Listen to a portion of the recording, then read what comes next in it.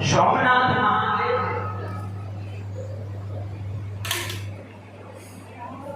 ज्योतिर्लिंग की स्थापना कैसे हुई, इस कथा को सुनिए। दक्ष प्रजापति की 27 पुत्रियां चंद्रमा को ब्याही।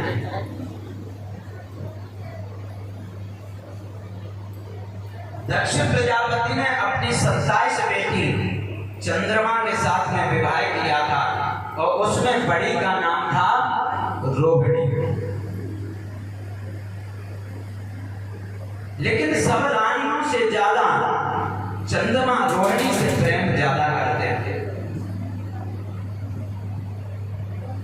जब सबने देखा कि चंद्रमा रोहिणी से ज्यादा प्रेम करते हैं तो सभी रोती रोती अपने पिता के यहाँ गई और जाकर के ये सारी बात बताई। तो दक्ष प्रजापति आए और आकर के चंद्रमा से कहा कि देखो चंद्रमा, सभी पत्नी तुम्हें समान है, तुम एक से प्रेम करते हो बाकी से नहीं, ऐसा मत करो, सबसे प्रेम करो। और दक्ष प्रजापति चंद्रमा को समझा करके वहां से चले गए। लेकिन चंद्रमा ने दक्ष प्रजापति की बात को नहीं माना। चंद्रमा रोहिणी से बहुत प्रेम करते थे। पुनः दक्ष प्रजापति की बेटी रोती हुई अपने पिता के यहाँ गई और पिता से निवेदन किया। तो दक्ष प्रजापति आए और आकर के बोले, चंद्रमा, तुम्हें बार बार समझाने पर तो नहीं मानते हो, तो मैं तुम्हें श्राप देता हूं कि जाओ, आज से तो छीण हो जाओ। दक्ष प्रजापति ने चंद्रमा को छीण होने का श्राप दिया।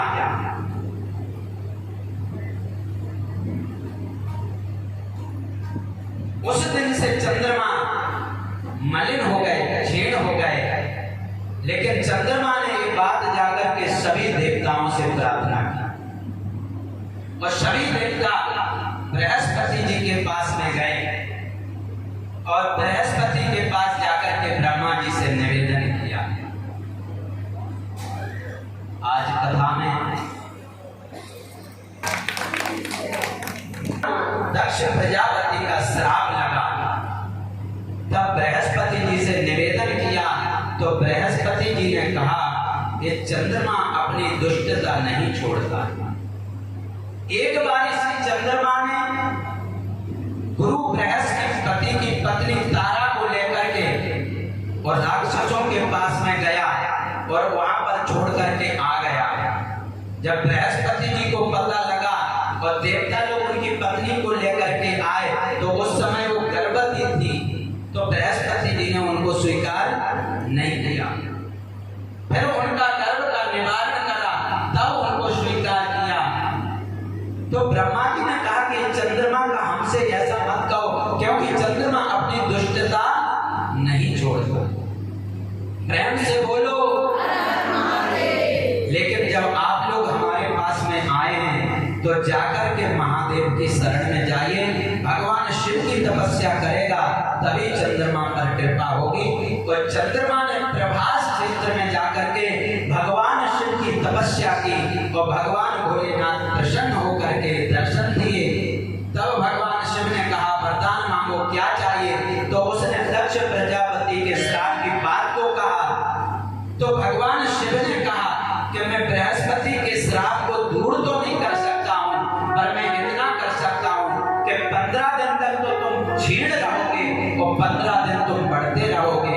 तो आज आप लोग देखते हैं कि कृष्ण पक्ष का चंद्रमा छीण रहता है और पूर्णमासी का चंद्रमा पूरा हो जाता है। ये भगवान शिव का उसको आशीर्वाद है। और भगवान शिव ने उसको अपने माथे पर स्वीकार किया था। जब महादेव दर्शन देकर के जाने लगे तो चंद्रमा ने प्रार्थना की कि हे महादेव, जन कल्याण के लिए आप यहाँ पर निवास कीजिए। और भगवान शिव वहां पर ज्योतिर्लिंग के रूप में विराजमान हुए और भगवान का सोमनाथ महादेव नाम पड़ा। बोलिए सोमनाथ महादेव की जय। इस प्रकार से हम सब लोग सोमनाथ भोलेनाथ महादेव ज्योतिर्लिंग को प्रणाम करते थे।